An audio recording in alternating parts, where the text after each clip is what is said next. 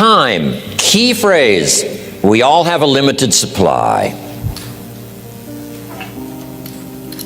My father had 93 years, but it seemed short. In his seemingly long life of 93 years, it was short because it just seems like if we only had more time. Old Testament gives us a view of some people who live to be 5, 6, 7, 8, 900 years old.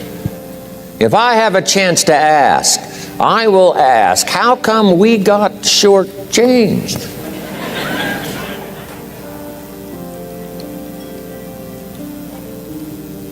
Wouldn't that be a good question if you had a chance to ask? Imagine 7, 8, 900 years to watch generation after generation after generation after generation stay healthy and well. I mean, you gotta be healthy to make it to 900. You gotta take your vitamins.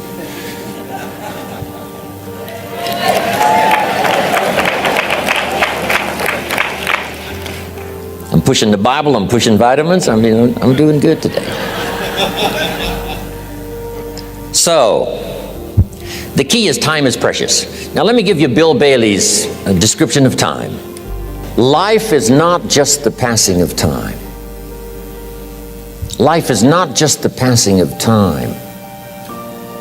Life is a collection of experiences, their frequency,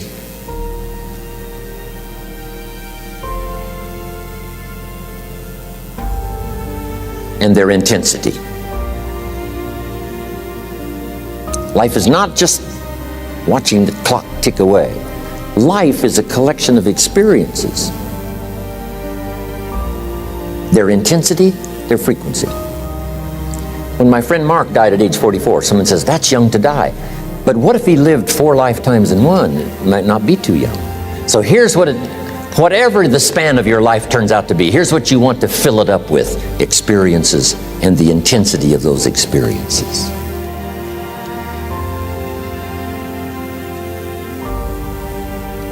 But now let's talk about the management of time.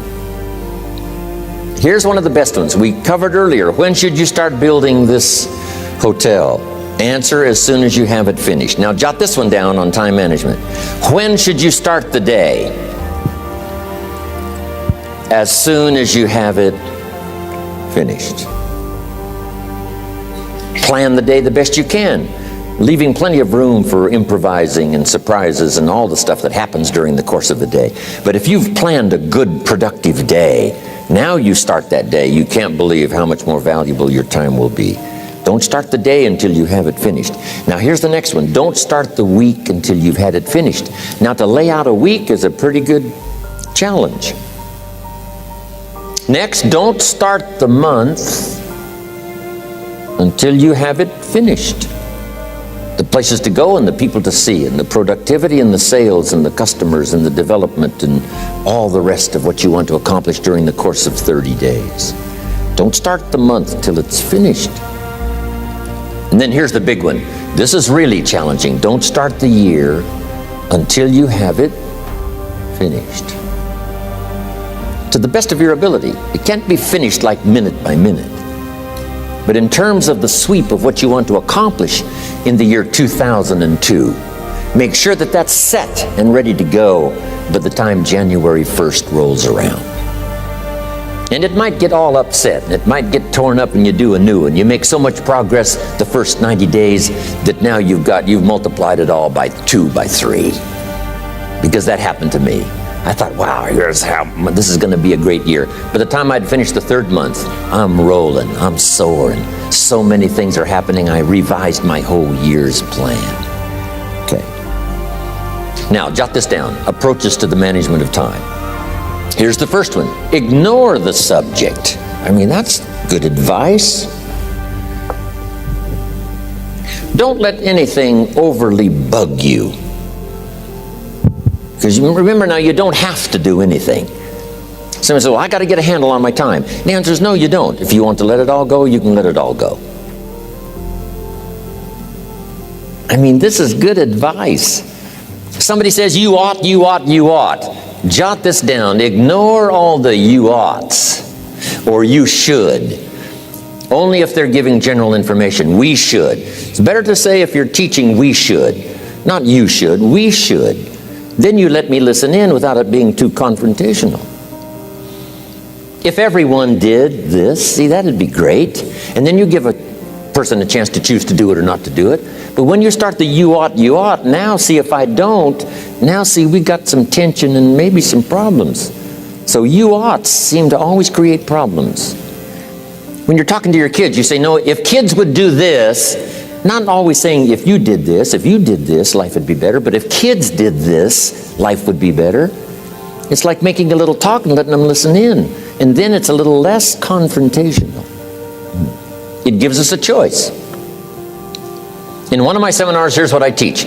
All life form strives to the max of its potential except human beings. All life form strives to the max of its potential except human beings. How tall will a tree grow? As tall as it possibly can. You never heard of a tree growing half as high as it could. No, trees don't grow half. A tree drives its roots as deep as it can, reaches as high as it can, produces every leaf it can, every fruit it possibly can. To the max. Every life form strives to the max, except human beings. Now, why not human beings? Jot this down. You've been given the dignity of choice. You're not a robot. You don't have to repeat this year the same as last year. You can tear up last year's plan, develop a new plan.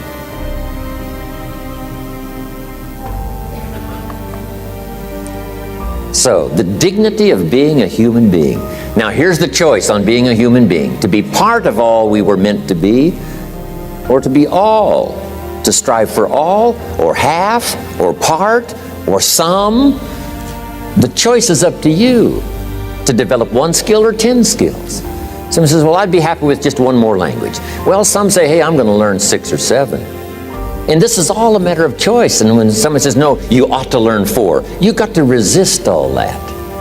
Because this is personal dignity. And you don't want to destroy someone's dignity by doing all the oughts, and then they feel reluctant to do it. Now we've got problems. So if you want to, just ignore this subject on time management. Now here's the next one. Step down to something easier.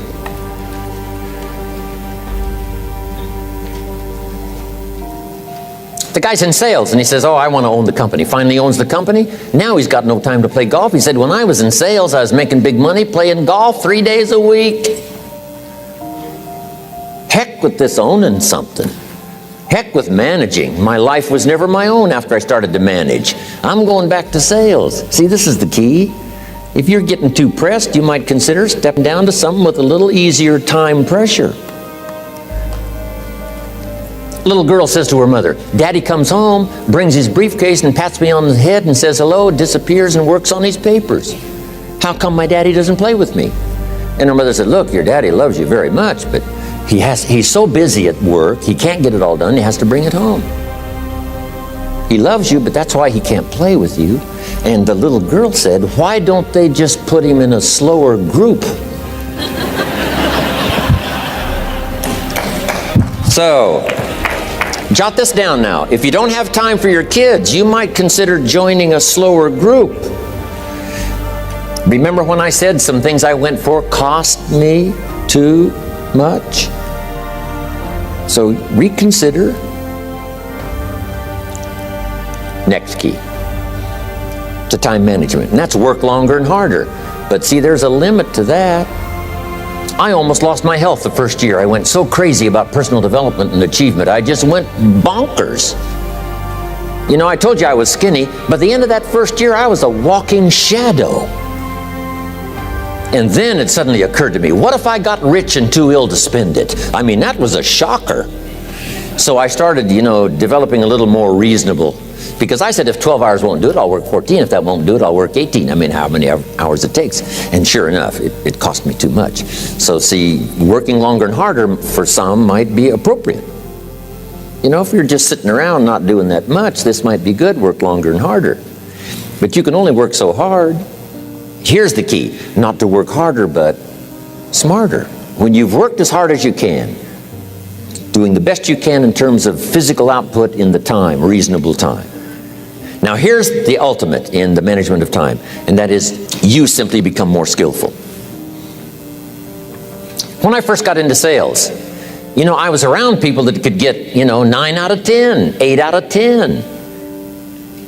And when I first started, I could only get 1 out of 10.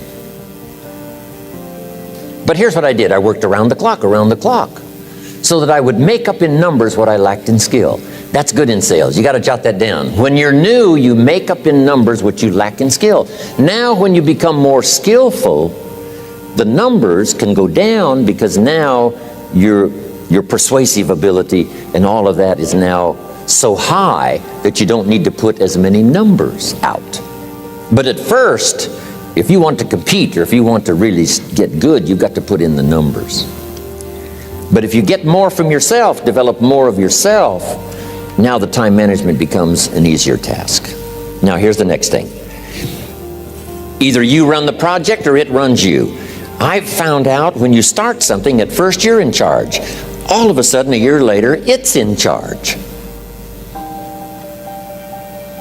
Some of the companies I started, I'm telling you, I'm in control.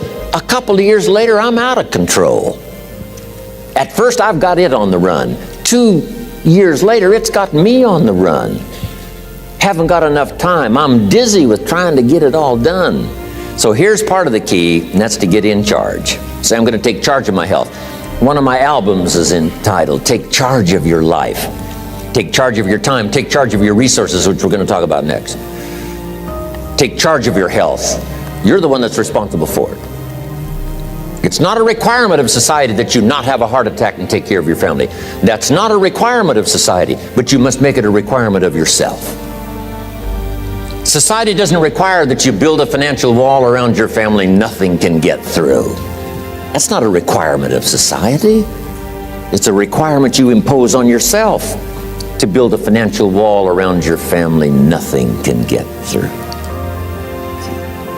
So impose on yourself this self-development of being in charge, taking charge of your life and your health and your future and your responsibilities and all the rest. Next, reasonable time is enough time to achieve all of your goals. Just jot that down. Reasonable time is enough time. I had to learn that. Reasonable time is enough time. Here's why. It's not the hours you put in, it's what you put in the hours. If you start depositing greater ideas into the hours you've got later than now, I'm telling you, later you can't believe the productivity that will flow. The ideas you can't think of now, a year from now, they'll start to flow. And when you deposit those ideas in the hours you've got, productivity multiplies by 2, 3, 5, 10. Next, time management essential. We've already covered the first one, a written set of goals. And then do priorities on your goals. What's important this week? What's important this month? Here's the next one. Often review. Just go over your goals to make sure that your list is working for you. It's got you inspired.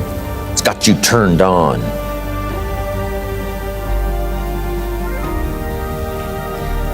Somebody says, how come you're up so early? Say, if you were headed where I'm headed, you'd be up early too.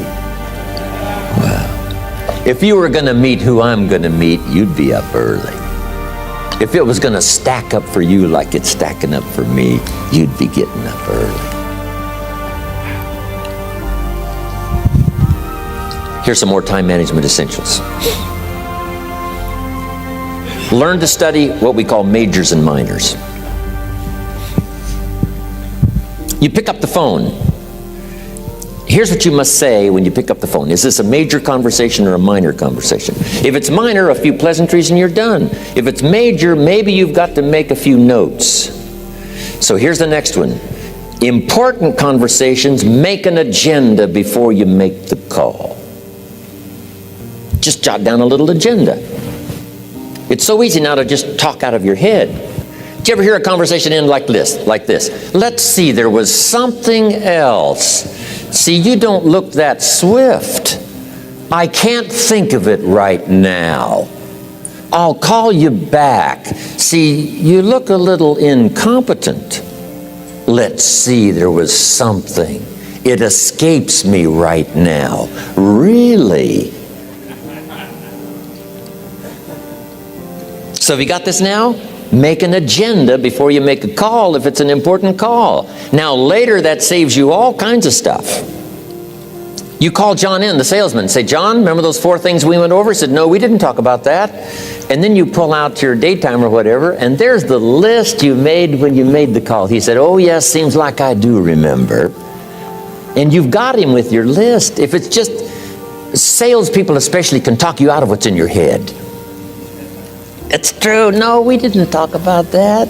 And if you don't have a little proof, I'm telling you, it's gone. So make an agenda before you make a call. So what's major, what's minor? Now here's the key on this. Don't major in minor things. If you take up major time to do minor things, I'm telling you, you'll be behind the curve constantly. Here's what we learn in sales training. What's major time and what's minor time? Here's minor time, thinking about prospects. Here's minor time, making lists of prospects. Here's minor time, keeping books on prospects. Here's minor time, going to see the prospect. Here's minor time, evaluating the prospect after you've been there. That's all minor time. Here's major time, in the presence of the prospect. That's major time.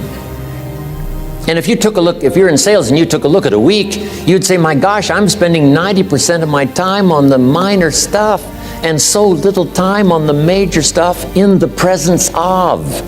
How many hours in the presence of in my day? How many hours in the presence of during my sales week?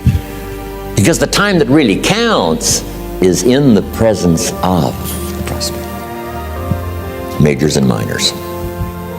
Here's another key time management essential. Don't mistake movement for achievement. It's easy to get faked out by being busy. Guy comes home at night all exhausted, falls in the chair and says, oh, I've been going. Here's the big question, doing what? It's not the going. Some people are going, and they're doing figure eights. I mean, their progress is small.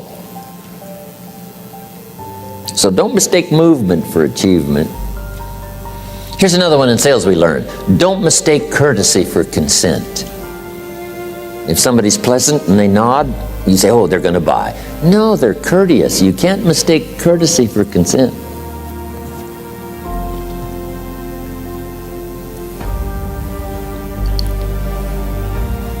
Now here's a big one, concentration. I had to learn this. All those years ago, I'm in the shower trying to compose a letter.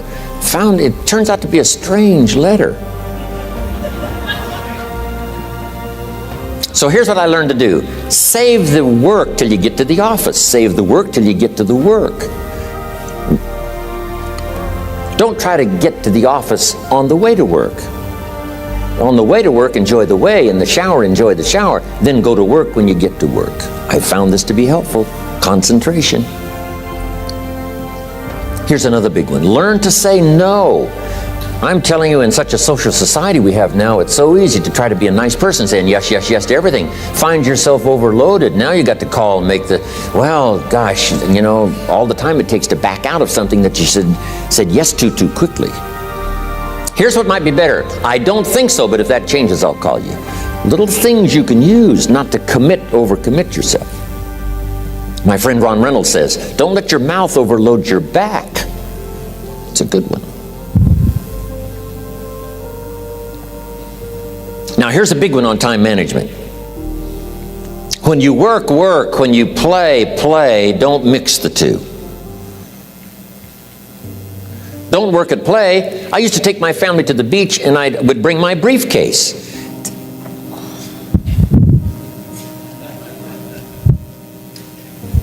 I learned not to do that. Or at the beach, I'm saying I should be at the office. Now my family's upset because I'm at the beach and I'm thinking office. Now when I'm at the office, I'm thinking what? I got to get my family to the beach, the beach, the beach. So things are not going too well at the office because I'm thinking beach, and things are not going too well at the beach because I'm thinking office. Here's what I learned to do. At the beach, be at the beach. At the office, be at the office. When you work, work. When you play, play. Don't mix the two. Don't work at play. Now here's one of the most important ones. Don't play at work. Work is too serious. You don't want the reputation of being the office joker. It's not a good one. Yes, there's time for some pleasant stories. Yes, there's time for a little humor.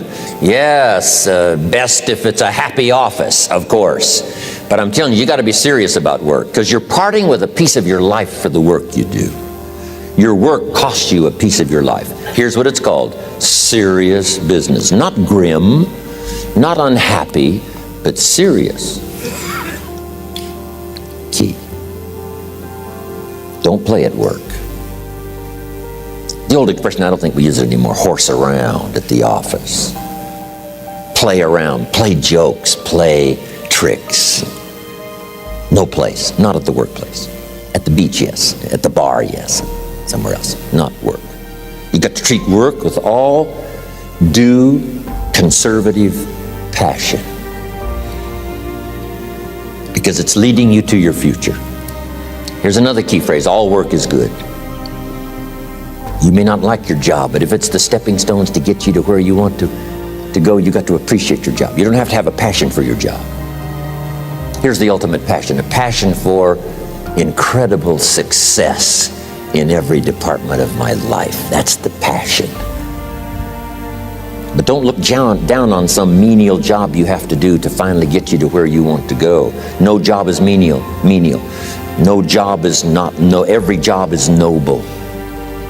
Training life for pay, making a contribution to society. Next, analyze how you are. And if you have some weaknesses, if you can't, doesn't seem like you can change, here's the key: get it covered. I used to keep promising myself I'd keep the books, keep the books, keep the books. Finally, I gave that up. And back then, it only took me an extra $50-60 a month for some accountant to keep the books. I said, no, I'm going to save the $50. You can't believe what I started losing in productivity because I tried to save the $50. So the key is, a lot of the time you can stay like you are, but just make sure you get it covered. Okay. Next, beware of the telephone and all other systems of communication, especially the telephone at home and systems of communication at home. And here's one of the best lines I've got for you for the weekend: let all communication systems serve you, but don't let them intrude. When it comes time to have dinner with your family, you shut off all systems, unless the ones that can take messages silently. Don't let the phone ring. Don't let anybody intrude, come through the front door nor the back door, nor through the telephone or any other device.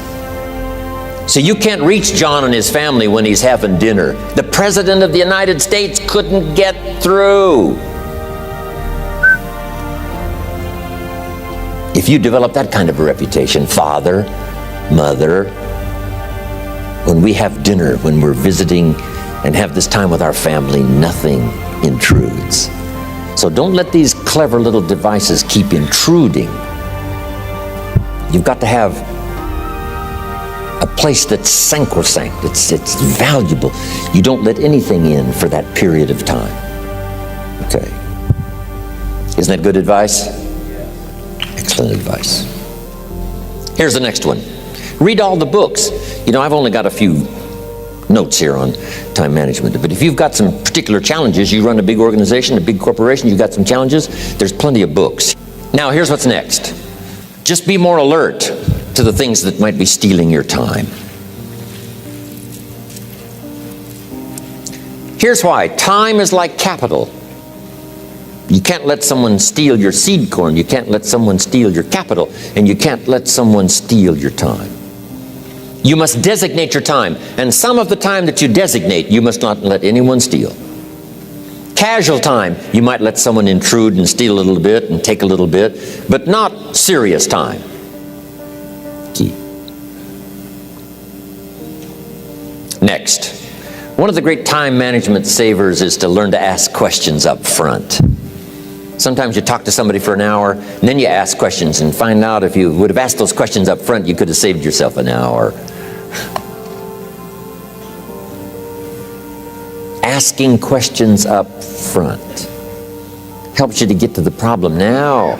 But if you just launch into some discourse, you might waste 30 minutes, waste an hour, when here's what you should have been talking about. After you finished an hour, you say, John, what's really the problem? He said, well, it's something personal. See, that's what you should have been talking about this whole hour. Key. Next, learn to think on paper. Now we're going to take a break. Some ways to think on paper. One, we've covered one. Solving problems. Take it out of your head and put it on paper. Another one is setting goals.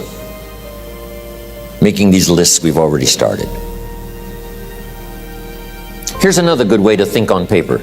It's a projects book. Each person you're working with and each project you're working on, get a loose leaf binder and a tab and some pieces of paper behind the tab, and do a little continual summary of how it's going between you and that person and between you and that project. I call it a projects book. It is so useful to me. But what's going on between you and this person?